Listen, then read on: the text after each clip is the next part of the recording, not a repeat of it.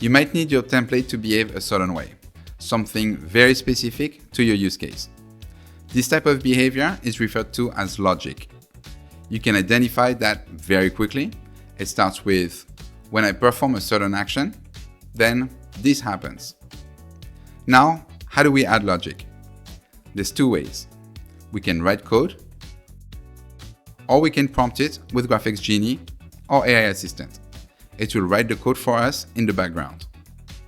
Since I don't code, I always use GraFx Genie. A good approach to adding logic is this. Look at a variable you could use, look at the elements that you've got on your canvas, and tell GraFx Genie what you want to happen. For instance, you could use a toggle for a badge.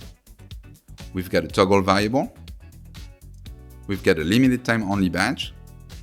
Tell GraFx Genie, when the toggle is on, show the limited time only badge. When it's off, hide the badge. Now, we'll be able to use the toggle to show or hide the badge. When you've got multiple options, a toggle won't do it. Use a list variable instead.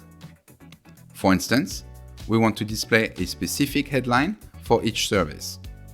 We've got a list variable listing each service. We've got a headline linked to a text variable so we can customize it.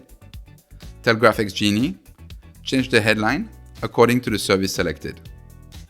And then list your headlines. Now, when you select a service, a specific headline will display. And last but not least, our use case. We want to display a specific background color for each service. We've got our colors named after each service. We'll create a list variable listing each service, and we'll create a background color. Then we'll tell GraFx Genie, update the background color according to safe colors. Now, when we select a service, a specific background color will display. Alright, let me walk you through this.